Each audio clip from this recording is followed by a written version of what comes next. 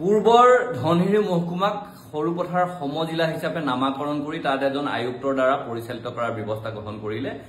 সমজিলা হোৱাৰ পাছত কি হল, সৰুপথাৰ আগতে যিকোনো মানে নিৰ্বাচনী বিধি ব্যৱস্থাৰ কাম কাজবিলাক সৰুপথাৰতে হয়, ধনশিৰি মহকুমাতে হয়। এতিয়া গোলাঘাটলৈ সেইটো শিফ্ট হৈ গ'ল। গোলাঘাটত এতিয়া গোটেই কাম কাজবিলাক গোলাঘাটৰ পৰা পৰিচালিত হ'ব।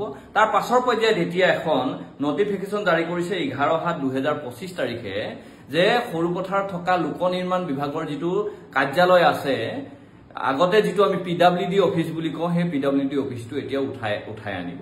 মানে সৰুপথাৰে সমজিলা হোৱাৰ পাছত আমি কি পাবলৈ সক্ষম হলো যে 1979 চনতে যিটো কাৰ্যালয় প্ৰতিষ্ঠা হৈছিল, সেই সময় দূৰদৰ্শী ব্যক্তিসকলে সীমান্ত অঞ্চলে হওক বা সৰুপথাৰ, বৰপথাৰ, গেলাবিল, বিলগাঁও, উৰিয়ামঘাট, নাওজান, চুঙাজান মানে আদি কৰি বিভিন্ন অঞ্চলত বাটপথসমূহ কেনেকে ধৰণে নিৰ্মাণ কৰিব তাক চাবৰ কাৰণে এটা কাৰ্যালয় প্ৰতিষ্ঠা হৈছিল।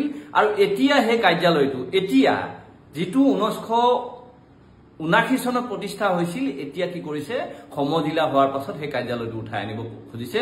এইটো অতি পৰিতাপৰ কথা, অতি দুৰ্ভাগ্যজনক কথা। সেইকাৰণে এটা কথা ক'ব বিচাৰিছো, আজি যিহেতু মুখ্যমন্ত্ৰী মহোদয় সৰুপথাৰলৈ যাব বানপানীৰ খবৰ লবৰ কাৰণে, বানাক্ৰান্তসকলক দুৰ্গতিৰ খবৰ লবৰ কাৰণে তেখেত সৰুপথাৰলৈ যাব। সেইকাৰণে সৰুপথাৰৰ বিধায়কে এই কথাটো স্পষ্টভাৱে কোৱাৰ প্ৰয়োজন আছে যে আমাৰ তাত সেই কাৰ্যালয়টো থকাটো একান্তৰ প্ৰয়োজন।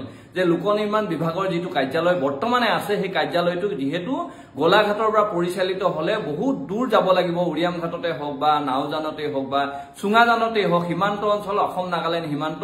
সেইকাৰণে সীমান্ত অঞ্চল এজন বিষয়াই পৰিচালিত কৰিবৰ কাৰণে অসুবিধা হ'ব। সেই অসুবিধাটো উপলব্ধি কৰি বিধায়ক ডাঙৰীয়াই যাতে মুখ্যমন্ত্ৰী ডাঙৰীয়াক এই বিষয়টো অকণমান জোৰ দি এইটো ৰাখাৰ ব্যৱস্থা কৰে, তাৰ কাৰণে বিশেষভাৱে অনুৰোধ ৰাখিছো। যিহেতু মুখ্যমন্ত্ৰী ডাঙৰীয়া PWDৰ মন্ত্ৰী, মানে এতিয়াও দায়িত্ব লৈ আছে, যিটো আচলতে ভাৰতবৰ্ষত কোনেও মুখ্যমন্ত্ৰী হৈ থাকোতে মানে লোক নিৰ্মাণ বিভাগ বা PWD দায়িত্বটো লৈ নাথাকে, কিন্তু আমাৰ অসমত সেইটো হৈ আছে। সেইকাৰণে এই বিষয়টো তেখেতেই যাতে কৰিব পাৰে, তাৰ কাৰণে মই বিধায়ক মহোদয় ব্যৱস্থা গ্ৰহণ কৰিবৰ কাৰণে অনুৰোধ ৰাখিছো।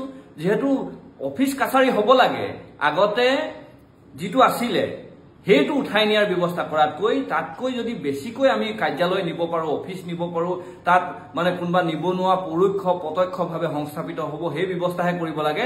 তাত থকা অফিচকেইটা উঠাই আনি বিকাশৰ যিটো মানে তেওঁলোকে ঢাকঢোল বজায়, সেই বিকাশৰ ঢাকঢোল নালাগে।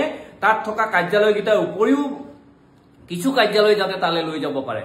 তাতে সাব ডিভিজনেল অফিচ আছে, তেতিয়া ডিভিজন অফিচ এটা কেনেকে নিব পাৰে সীমান্ত অঞ্চল বুলি কৈ, সেই ব্যৱস্থাহে গ্ৰহণ কৰিবৰ কাৰণে মই মানে মহোদয়ক অনুৰোধ জনাইছো। আৰু এনেকুৱা ধৰণৰ কাম কাজবিলাক কৰিলে আচলতে সীমান্ত অঞ্চলৰ পৰা ধৰি বিভিন্ন ৰাইজ বিভিন্ন সময়ত অসুবিধাৰ সন্মুখীন হ'ব। তাৰ কাৰণে এই কাৰ্যালয়টো তাতে স্থাপন মানে পুনৰ ৰাখি ৰাইজৰ সুবিধা কৰি দিবৰ কাৰণে বিশেষভাৱে অনুৰোধ জনাইছো।